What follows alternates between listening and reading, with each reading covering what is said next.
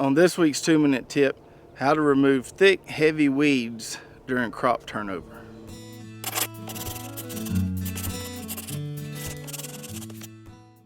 In the spot behind me here is where I had some okra planted, and we had our first frost about a week ago, which wound up the okra, so I went ahead and pulled up those plants. Now, we were able to keep the weeds under control pretty well between the rows using the wheel hoe, but inevitably, especially with a long-term crop like okra, you're going to get some weed pressure along the row there between those okra stalks.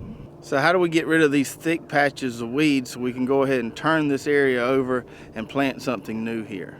What we definitely don't want to do is come in here with a tiller.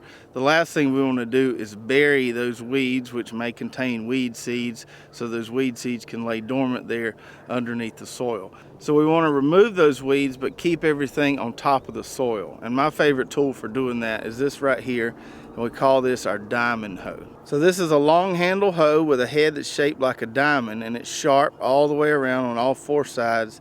And then it has two really distinct sharp points on the end here that's going to allow you to dig in deeper if you need to. And when you're using this diamond hoe, the head is going to sit flat on the soil surface there.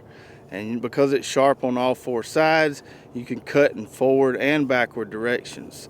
So this thing is just going to skim right under the soil surface, remove those weeds, but leave them on top of the soil.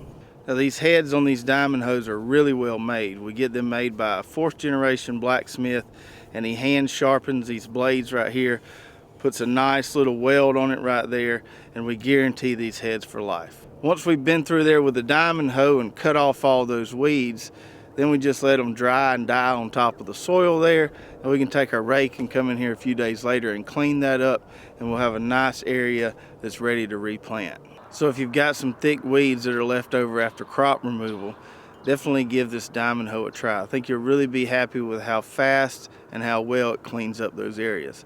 I'll be sure to put a link in the description so you can check it out. Hope you enjoyed this week's 2-minute tip. We'll see you next week.